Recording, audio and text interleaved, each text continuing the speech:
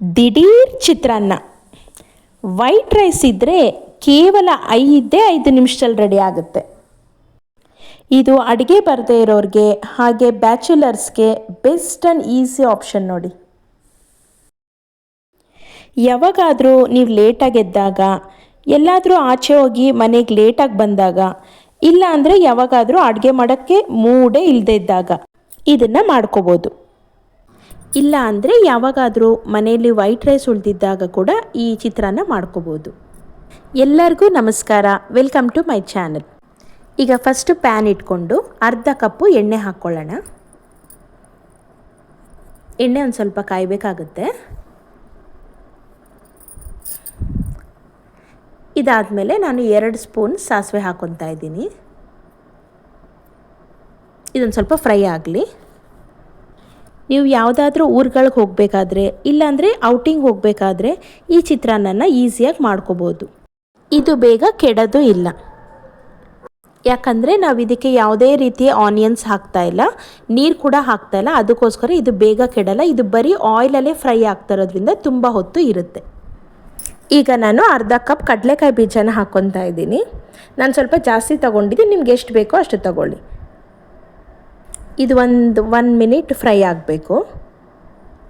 ಇದಾದಮೇಲೆ ಕಡಲೆಬೇಳೆ ಉದ್ದಿನಬೇಳೆ ನಾನು ಹಾಕ್ಕೊತಾ ಇದ್ದೀನಿ. 2 ಸ್ಪೂನ್ ತೊಗೊಂಡಿದ್ದೀನಿ ನೋಡಿ. ಇದ್ರ ಜೊತೆಗೆ ನಾನೊಂದು 10ರಿಂದ 12 ಕರಿಬೇವಿನ ಸೊಪ್ಪು ಹಾಕ್ಕೊತಾ ಇದ್ದೀನಿ. ಇವೆಲ್ಲ ಸೇರಿ ಇವಾಗ ಫ್ರೈ ಮಾಡ್ಕೊಳ್ಳೋಣ. ಸ್ವಲ್ಪ ಬ್ರೌನ್ ಕಲರ್ ಬಂದರೆ ಸಾಕು. ಇದಾದಮೇಲೆ 1 ಸ್ಪೂನ್ ಜೀರಿಗೆ ಹಾಕ್ಕೊಳ್ಳೋಣ. ಇದು ಲೋ ಫ್ಲೇಮಲ್ಲೇ ಫ್ರೈ ಮಾಡೋಣ. ಇದು ಫ್ಲೇವರ್ ಚೆನ್ನಾಗಿರುತ್ತೆ, ಅದಕ್ಕೋಸ್ಕರ ಜೀರಿಗೆ ಹಾಕ್ತಾ ಇರೋದು. ನೋಡಿ, ಈ ಥರ ಫ್ರೈ ಮಾಡ್ಕೊಳ್ಳೋಣ.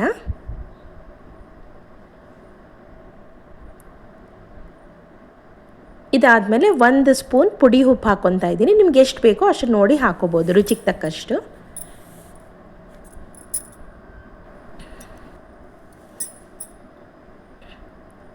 ಉಪ್ಪು ಹಾಕಾದ್ಮೇಲೆ ನಾನು 6ರಿಂದ 8 ಹಸಿ ಮೆಣಸಿನ್ಕಾಯಿ ತೊಗೊಂಡಿದ್ದೀನಿ. ನೋಡಿ, ಈ ಥರ ಹಾಫ್ ಕಟ್ ಮಾಡಿ ಹಾಕ್ಕೊತಾ ಇದ್ದೀನಿ. ನಿಮ್ಗೆ ಎಷ್ಟು ಖಾರ ಬೇಕೋ ಅಷ್ಟು ನೋಡ್ಕೊಂಡು ಹಾಕ್ಕೋಬೋದು.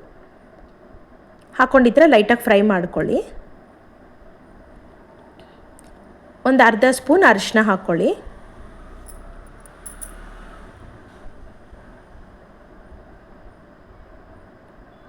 ಇದಾದಮೇಲೆ ನಾನು ಇಂಗು ಹಾಕ್ಕೊತಾ ಇದ್ದೀನಿ.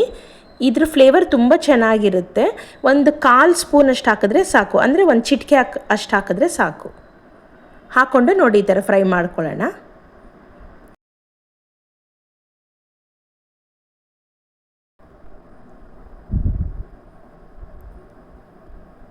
ಈಗ ಸಣ್ಣಗೆ ಕಟ್ ಮಾಡಿ ಇಟ್ಕೊಂಡಿರೋ ಕೊತ್ತಂಬರಿ ಸೊಪ್ಪನ್ನ ಇದಕ್ಕೆ ಹಾಕ್ತಾ ಇದ್ದೀನಿ.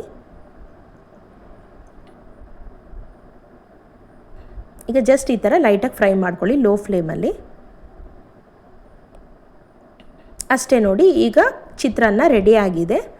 ಇದನ್ನು ಒಂದು 5 to 10 ಮಿನಿಟ್ಸ್ ಸ್ವಲ್ಪ ಹಾಗೆ ಬಿಡಬೇಕಾಗುತ್ತೆ. ಲಾಸ್ಟಲ್ಲಿ ನಾವು ಒಂದು ನಿಂಬೆಹಣ್ಣು ಹಾಕ್ಕೊತಾ ಇದ್ದೀವಿ.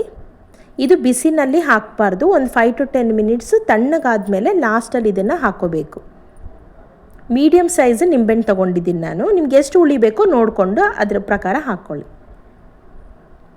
ನೋಡಿ, ನಿಂಬೆಹಣ್ಣು ಹಾಕಿದ್ಮೇಲೆ ಇನ್ನು ರೆಡಿ ಆಗಿದೆ. ಇನ್ನು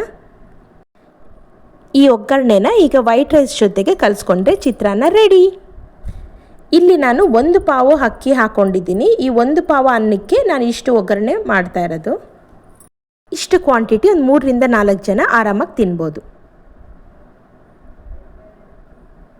ನೋಡಿ, ಈಗ ಗೊಜ್ಜು ಹಾಕ್ಕೊಂಡು ಈ ಥರ ಅನ್ನಕ್ಕೆ ಕಲಿಸ್ಕೊಳ್ಳಿ.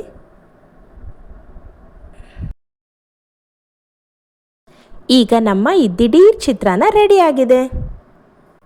ಈ ರೆಸಿಪಿ ನಿಮ್ಗೆ ಇಷ್ಟ ಆಗಿದ್ದರೆ ಟ್ರೈ ಮಾಡಿ, ಕಮೆಂಟ್ ಮೂಲಕ ತಿಳಿಸಿ. And please subscribe our channel.